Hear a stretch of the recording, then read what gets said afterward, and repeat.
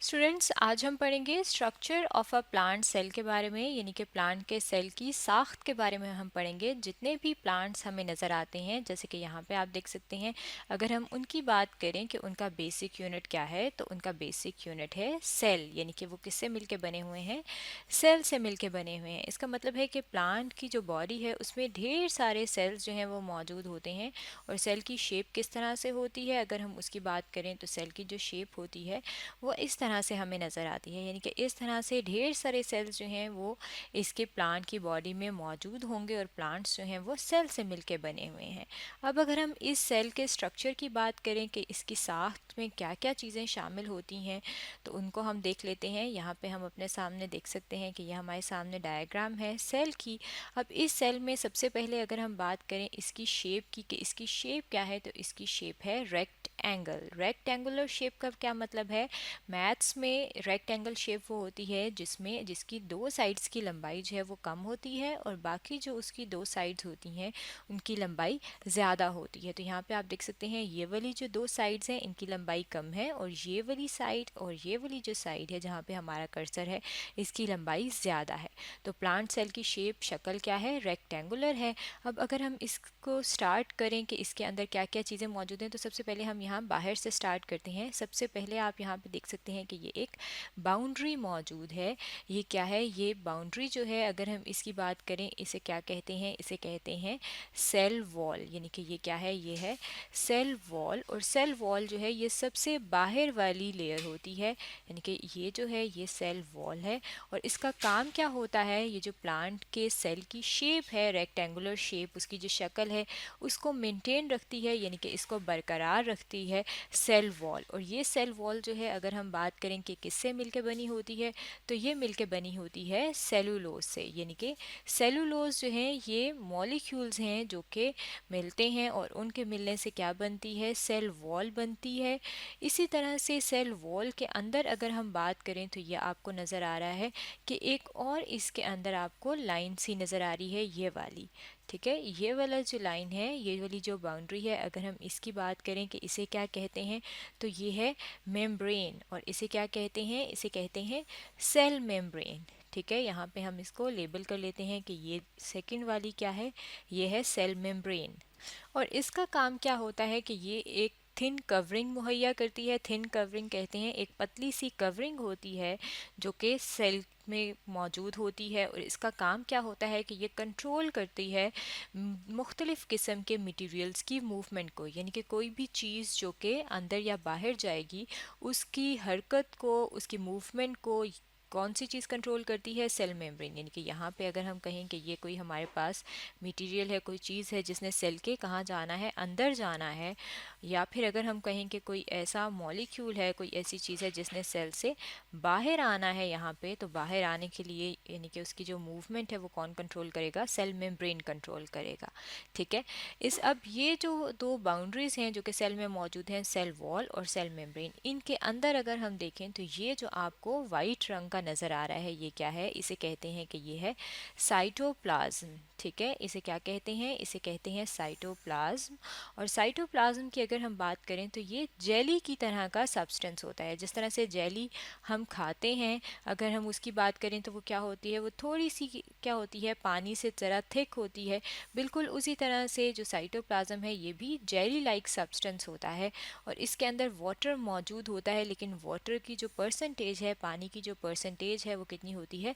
70% इसके अंदर वाटर होता है। तो यहाँ पे वाटर जो है हम कहते हैं साइटोप्लाज्म में मौजूद होता है और ये जेली की तरह का होता है।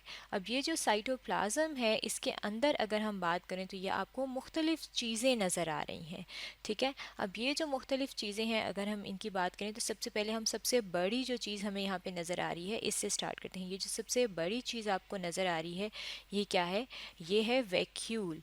इसको कहते हैं वैक्यूल। वैक्यूल जो है, अगर हम इसके काम की बात करें कि ये वैक्यूल जो है करता क्या है, तो हम इसे कहते हैं वैक्यूल क्या है? वैक्यूल स्टोरेज एरिया है।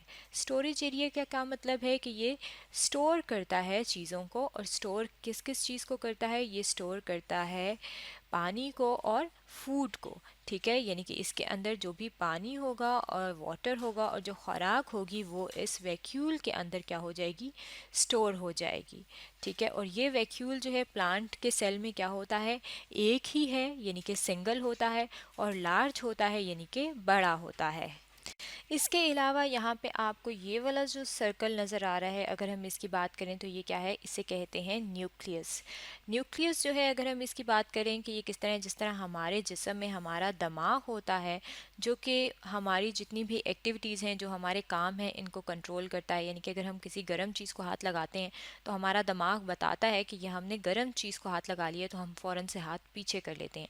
तो हमारी जो एक्टिविटी है कि हमने हाथ पीछे किया है, उसे किसने कंट्रोल किया है, उसे दिमाग ने कंट्रोल किया है। बिल्कुल उसी तरह से प्लांट का जो सेल है अगर हम उसकी बात करें तो उसमें भी न्यूक्लियस होता है, जो कि किस शेप का होता है, स्मॉल होता है, राउंड होता है यानी कि गोल होता है, और ओवल होता है। ओवल कहते हैं बेजवी शेप को, जिस तरह से अंडे की शक्ल होती है।